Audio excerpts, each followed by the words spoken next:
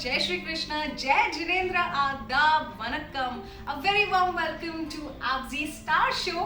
मेरा नाम है प्रीति कटपाल और मैं हूँ आपकी होस्ट और दोस्त। और आज मैं आपको मिलाने जा रही हूँ एक ऐसे मल्टी टैलेंटेड सेलिब्रिटी, यानी कि आज के हमारे एब्जी के स्टार से, जिन्हें आप कई सारे टीवी शोज में देख चुके हैं, कई सारे फिल्म्स में देख चुके हैं। और ये वो शख्स है जिन्होंने महाभारत की ईंट से ईंट बनाई भी है और गिराई भी है।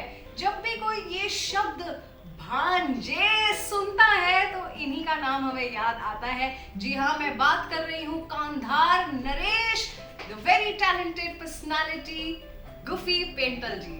आपने इतनी सारी चीज़ें की हैं, इतना सब कुछ ट्राई किया, बट सबसे पहला रोल आपकी लाइफ का सीता माँ का था। जी। कैसा था आपका एक्सपीरियंस? कुछ यादें हैं आपके मन में? आपको हंसी आती है पीछे बचपन के दिन सोचकर? हाँ, मतलब अजीब सा लगता है, लेकिन वो था।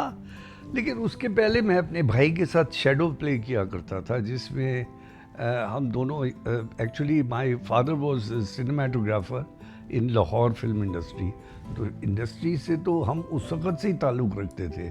फादर जो है सिनेमाटोग्राफर थे, तो वो उन दिनों में 16 mm की फिल्में लाके and used to make us both heroes, और हम लोग दोनों भाई उस पर काम करते थे। तो जर्नी तो वहाँ से ही शुरू हो गई थी। तो तभी तो मुझे बुरा लगा था कि यार ज़बरदस्ती इंजीनियर बना रहे हैं मेरे पिताजी। Actually I wanted to go in films और फौज। तो बाद में खैर शौक पूरा हो गया जब थोड़े इंडिपेंडेंट हुए, क्योंकि फादर के ख़िलाफ़ उन दिनों में कोई जाता नहीं था। औलाद चुपचाप रहते थे, जो पत्थर की लकीर होती थी। फिर इस तरह ही मतलब करते करते यहाँ तक।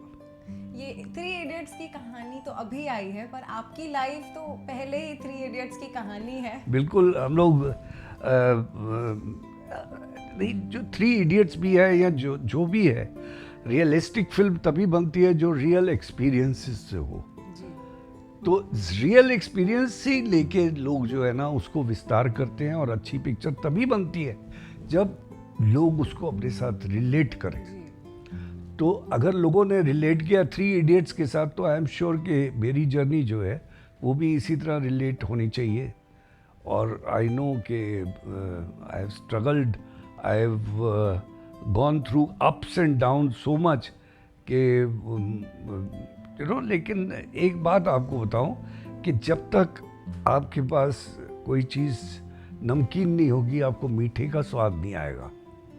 तो मीठा और कड़वा हमेशा साथ में चलना चाहिए, तभी आप मिठास का अनुभव कर सकते हैं। बहुत अच्छी बात कही है ये आपने। तो बचपन में जब आप सिनेमा देखते थे, तो ऐसे कौन से एक्टर को देखकर आपने सोचा मैं भी इनकी तरह बनूंगा? कौन से आपके फेवरेट एक्टर थे? नहीं, सबसे फेवरेट एक्टर मेरे तो दिलीप साहब थे।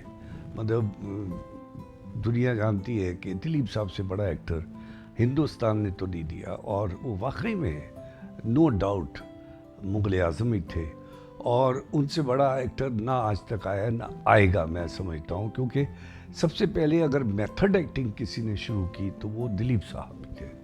और दिलीप साहब, अब देखिए ये जितने पुराने एक्टर थे, इन्होंने कोई ट्रेनिंग नहीं ली थी।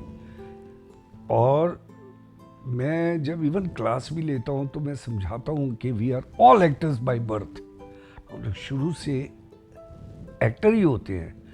आप मियाँ बीवी हैं तो एक दूसरे के साथ एक्टिंग कर रहे हैं, आप बच्चे हैं तो पिता के साथ मिलके आप और तरह की एक्टिंग करते हैं, माँ के साथ और तरह, भाई के साथ और तरह, बहन के साथ और तरह। So you are always acting.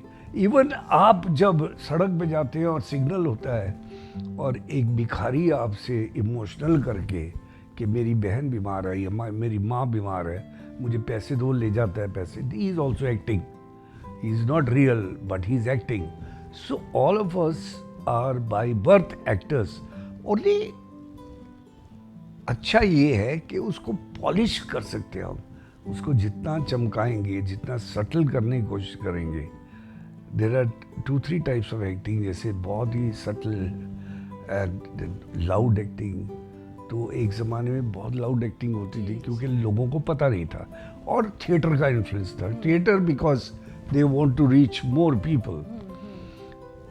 तो उस तरह का इन्फ्लुएंस होते हुए फिर जो वो फिल्मों में आए तो फिल्मों पे वो इन्फ्लुएंस आया, तो दैट इज द डिफरेंस। और दिलीप साहब से बढ़ के मैं समझता हूँ कोई नहीं एक्टर, और बड़े से बड़ा आज बच्चन साहब भी ये बोलते हैं कि I am follower of Dilip साहब, और दिलीप साहब से वाकई में बड़ा एक्टर हिंदुस्तान को तो नहीं मिला, पूरी दुनिया में ये फेमस है कि दिलीप साहब। और इत्तेफाक ये हुआ कि मैंने उनके साथ 2-3 मरतबा काम भी किया, और हमेशा उनकी एडवाइस ली मैंने, और मैं इतना मतलब खुश था कि जिन्हें मैंने खुद निकरों में देखा हुआ था, यानी शॉर्ट्स में देखा हुआ था, उस दिलीप साहब के साथ बैठ के हम बातें कर रहे हैं एज एसोसिएट डायरेक्टर या एज एक्टर, तो मुझे बहुत अच्छा लगता था, और मैं बस उनके चेहरे को देखता रहता था, वो नूर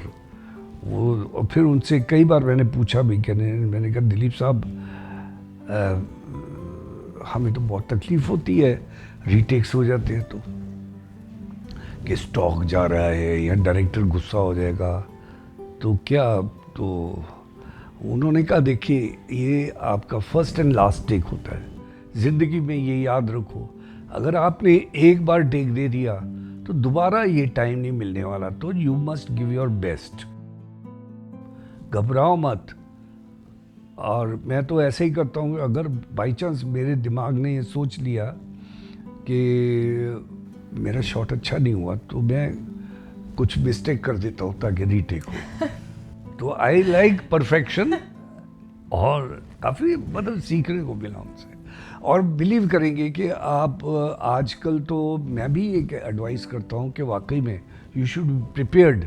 आप जब एक्टर बनने जाते हैं तो आपको स्विमिंग, राइडिंग, हॉर्स राइडिंग, आपको साइकिलिंग, आपको मोटरसाइकिल, कार, आपको ये सब चीज़ें आनी चाहिए, यू नो, सब चीज़ें आनी चाहिए। क्योंकि मैं आपको अपनी अमंग्स द फर्स्ट पिक्चर्स में बताता हूँ, आई वॉज महाबलेश्वर में ठंडी में शूट कर रहे, दिसंबर की ठंड, महाबलेश्वर, फॉग और लेक पे शूटिंग है। तो I was suppose to be rowing a boat, heroine मेरे साथ बैठी है, बड़े रोमांटिकली मैं जा रहा हूँ, ठंड है बहुत, ठंड बहुत, और मतलब ऑलमोस्ट टचिंग 0 डिग्री, और शाम के धुंधल का 4-4:30 बजे सनसेट होना शुरू हो जाता है। तो ऐसी एक खूबसूरत ढलती हुई शाम।